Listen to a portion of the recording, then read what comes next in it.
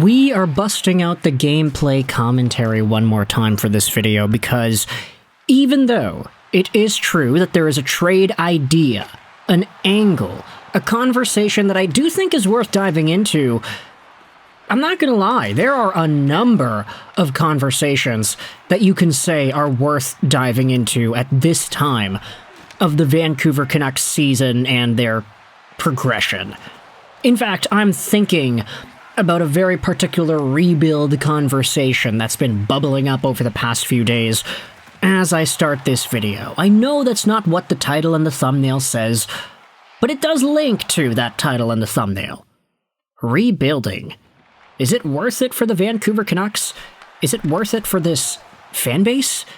Can this fan base, can this media base acknowledge or even live through a rebuild? Well, the team has gone through some pretty bad years over the past decade and a bit, and I'd say that we came out just fine. But make no mistake about it, whether you're talking about trading away Elias Pettersson, or Quinn Hughes, or anybody else who was a core member of this Vancouver Canucks squad, when you talk about trading these guys away, it's not like what Michael Bublé is saying on Donnie and Dolly. It's not like, oh, people want to see the team do poorly.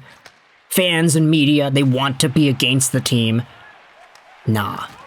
At the end of the day, I think a lot of fans and a lot of media, they just don't believe in this current group of guys. This roster, maybe even the management or the ownership, to be able to make the right decisions and to force a team that can be good, that can have a winning culture, that can will results. And I think it's why conversations like these are necessary. Can the Vancouver Canucks actually trade away Elias Pettersson? Well, Nick Kypreos had him as number 2 on his trade board on Sportsnet.ca, the second overall name behind Jordan Binnington, who seems to be in inevitability to getting traded at this point. EP40, Vancouver's Elias Pettersson, is one of the most productive players in Vancouver Canucks history. If you head over to the Vancouver score sheet, the all-time NHL leaders points race, you will see that Elias Pettersson has already tied Pavel Bure in Vancouver points. He's got 478 of them in 495 games, and I'd say that's pretty good. Say what you want about whether or not he's been good this season. You can say, and I'd probably agree, that he's been the best Canuck all year long, even including Quinn Hughes, because Hughes had a pretty rough start. But Elias Pettersson is literally one of the top Vancouver Canucks players ever. And he's only 27 years old. There's a lot of time for him. That contract of his goes on till the 2030s, so obviously, if Pettersson were to stay the course of his deal, and if he were to get a reasonable amount of points for his standard, he would probably end up as a top 5 Vancouver Canuck all-time in scoring, maybe even a top 4 one at that. Does he reach 1,000 points? I'd say, depends how long he plays, but really, he's that good. Which is why, plain and simple, this conversation hurts to have. And it's one of these things where you look at it and you say, okay, well, that doesn't really feel good, but at some point, if you make the decision that this Vancouver Canucks team needs to go through a significant change, a significant resetting of the minds that make it work, of the players that turn those gears, maybe an Elias Pettersson trade is something worth looking into, and is why we're revisiting that Nick Kypreos segment where he went out there and said, it's believed that the Hurricanes and the Canucks have had discussions about Elias Pettersson in the past, and there's no reason to believe there isn't ongoing dialogue. Vancouver would have interest in Andrei Svechnikov. Now here's the thing about this potential trade return that Vancouver could get in an Elias Pettersson trade. If you assume Andrei Svechnikov of Carolina is that piece, he is, by definition, younger than EP. He was born 2 years after. Pettersson was a late 98, Svechnikov was a somewhat early 2000, so there is separation there. Andrei Svechnikov is also making a lot less. He's making $7.75 million till the end of 2029. Now, the unfortunate part is Svech has not really been in a super elite point production territory, despite being taken second overall by Carolina back in 2018, behind Rasmus Dahlin. 69 points in 78 games was his career high, and this season he is on pace for 43 points in a full 82. A lot more impressive when you acknowledge that he actually started out the season without scoring a point in his first 7 or 8 games or whatever it was. It took him a while to get going, so if you remove 8 games from his 23 total sample, Svechnikov has scored 12 points in his last 15 games, which is a lot better, right? Is it elite? Is it absolute franchise first-liner material?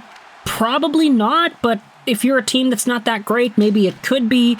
We know Carolina has a system where all 4 lines are kind of played equally, and there's a very strong emphasis on pace rather than just offensive skill flourishing in the best way possible. Carolina is a team where they care a lot more about just the results rather than the individual assets that build up those results. So you could debate that Svechnikov, playing in a system like Carolina's, has not really set him up well to produce as much as he could, which is where some of the reticence from Canucks fans in this tweet's reply section are coming from. You've got a number of fans saying, hey, Svechnikov isn't really that good. He's kind of a bust because he was taken second overall and he's really not showing off all that kind of value. This and that, and Pettersson is so much better and what have you. But like the Quinn Hughes conversation with Porter Martone that we had earlier in the show, I do think that if Elias Pettersson gets traded in some sort of a deal for Andrei Svechnikov, it wouldn't just be 1-for-1. Like, that is not where we are coming from here. There's probably going to be an extra asset, or 2 or 3 or even 4, added from the Carolina point of view. They're going to have to add some extra pieces there. Svechnikov plus for Elias Pettersson, who plays a premium position and who can produce a similar amount of points. Plus, it's the idea that apparently Carolina really likes Pettersson, right? You can say, oh, well, if you wanted to talk about forwards, it's Svechnikov and Kotkaniemi maybe. That's their idea of getting younger whilst also providing value there. And that does kind of get me wary, because the idea that Vancouver is super interested in Jesperi Kotkaniemi has been discussed as far back as a year ago. There were conversations when JT Miller was still on the Vancouver Canucks that EP40 could be moved for some sort of a Kotkaniemi package.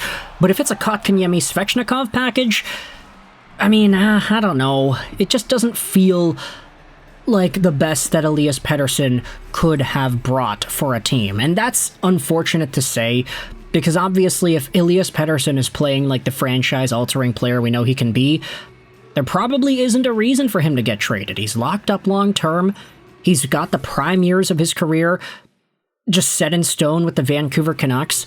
It would only boil down to whether or not Vancouver decides that he's not the right fit anymore and that they want to go a different direction. They want to get younger. They want to do this. They want to do that. That an Elias Pettersson trade would actually make sense. Plus, he's going over to a market like Carolina. That'd be really good for him, I think. Personally, it would be a very nice change from the Vancouver model of fans and media interaction with the players and how harsh Vancouver can be.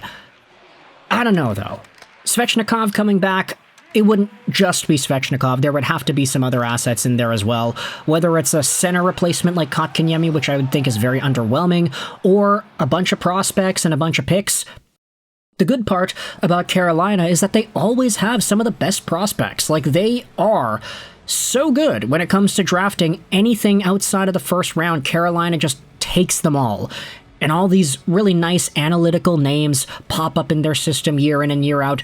I would have no doubt that there are a number of interesting and high-ceiling prospects that Carolina could possibly shell out if they were to make a trade for Pettersson. And if that works out, not guaranteed it would, but if it does, then I do think there's a lot of potential for building up the future with an Elias Pettersson trade and going through with this entire rebuild idea, which fans and folks around the Lower Mainland are so against or clamoring for.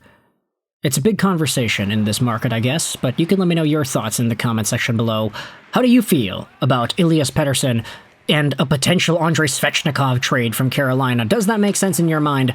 Let me know in the comments all your opinions. I hope you enjoyed this video. And bye.